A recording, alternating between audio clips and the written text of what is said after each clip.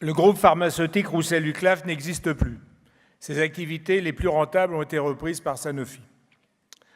En 1968, ce trust familial possédait plusieurs établissements en France. Le principal était à Romainville, en Seine-Saint-Denis, avec 3300 salariés, majoritairement des ouvrières de conditionnement sur chaîne et des ouvriers de fabrication en équipe. J'étais rentré dans cette boîte en janvier 1967, comme ouvrier de fabrication, pour y militer et rejoindre le groupe de Voix ouvrière qui existait depuis 1962 et publiait une presse communiste révolutionnaire. Mes camarades avaient été écartés en 1965 du syndicat CGT par les militants du PCF. Ils avaient été accueillis par la section syndicale Force ouvrière, dont nous sommes devenus les animateurs. Le 13 mai, 200 à 300 salariés de Roussel-Uclaf avaient participé à la grande manifestation parisienne.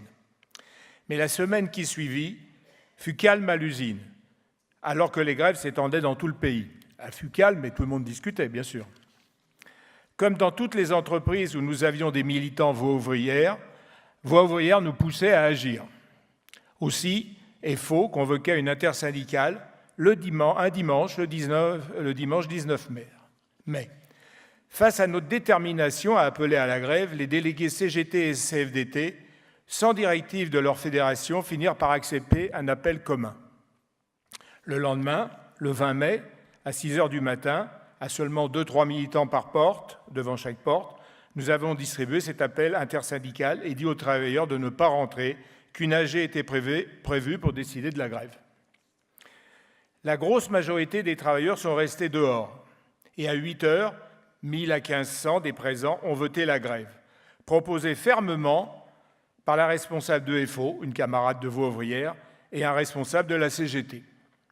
Dans la foulée, notre camarade proposa l'élection d'un comité de grève.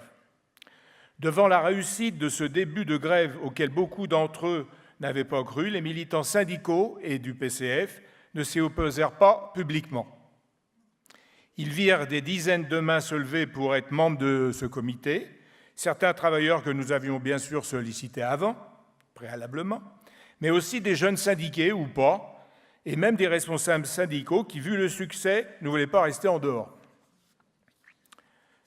Sur leur participation au comité de grève, les militants CGTistes PCL se divisèrent. Une partie s'y associa et occupa l'usine principale avec nous, où étaient rassemblés les grévistes. D'autres restèrent hors de ce mouvement, occupant à quelques-uns les deux autres usines du site. Dès le premier jour de grève, l'AG du matin vota l'élection de la cinquantaine de candidats au comité de grève et l'occupation de tous les locaux environ toutes les directions. L'occupation fut massive. Rapidement, les grévistes, des centaines de salariés tout de suite ont occupé. Rapidement, les grévistes prirent des initiatives. Par exemple, quand des salariés de petites boîtes venaient demander du renfort, parce que nous, on était la grosse boîte du coin, pour aider à fermer leur entreprise, aussitôt des volontaires, 10, 20, allaient aider le salarié qui demandait de l'aide. Alors bien sûr, je ne peux pas raconter toutes les actions qui ont eu lieu, mais celle pour expulser les surveillants d'anciens militaires est savoureuse et drôle. Alors ces flics du patron étaient retranchés dans un QG, une rotonde vitrée à l'entrée de l'usine. Ils étaient craints, parce que quand ils faisaient des dénonciations, des rapports, ça pouvait entraîner le licenciement. Spontanément, des dizaines de grévistes s'entassèrent dans ce local, au coude à coude, en poussant les flics sur le bord, sans les taper. À un moment, un gréviste criait « On tourne !» Et tout le groupe, je ne sais pas 100, je ne sais pas combien de personnes, tournait. Et quand un flic arrivait devant la porte ouverte, tout le monde poussait et ils étaient éjectés.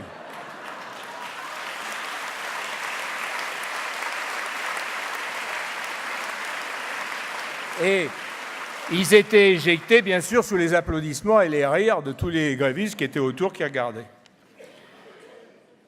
Comme quoi, les initiatives. Dès ce premier jour, une grande banderole fut confectionnée par les grévistes et accrochée au sommet du bâtiment le plus élevé. Elle proclamait « Usine aux travailleurs ». Et un grand drapeau rouge fut déployé en haut de la cheminée à 60 mètres. Les AG des grévistes avaient lieu le matin pour la reconduction de la grève. avec intervention du comité, bien sûr, et vote sur les décisions à prendre, et intervention des syndicats et de tous les grévistes qui souhaitaient prendre la parole. Puis à 14h, ça c'était tous les jours, puis à 14h se tenait la réunion du comité de grève. Alors il y eut de multiples problèmes à régler, bien sûr, mais cela fut beaucoup facilité par le volontariat des centaines d'occupants, de grévistes qui étaient là. On ne manquait pas de volontaires. Aux revendications nationales furent ajoutées, bien sûr, des revendications locales, mais aussi le paiement des jours des grèves et l'ouverture de l'usine aux familles et amis et aux étudiants en lutte.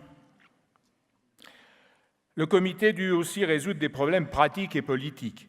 Alors, c'est une usine de fermentation, surveiller les fermenteurs et les bouillons de culture pour ne pas polluer tout le quartier, le bas pays de Romainville, nourrir les très nombreux animaux de laboratoire et nettoyer leurs cages, un vrai boulot comme pendant le travail, et aussi nourrir les grévistes.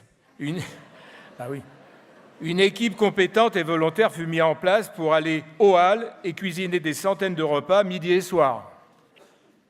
Et puis évidemment, assurer la défense de l'occupation par des piquets de grève 24 heures sur 24. Au début de la grève, le comité a dû gérer diverses associations catégorielles du personnel. En effet, la direction, étant antisyndicale, avait développé l'existence d'associations de cadres, d'agents de maîtrise, de techniciens. Le comité exigea que les réunions de ces associations soient publiques, ouvertes au comité de grève. L'association des cadres, majoritairement anti-grévistes, s'y refusa et quitta l'usine. Et en fin de compte, le comité finit par interdire l'entrée de l'usine aux cadres qui essayaient de saper le moral des grévistes.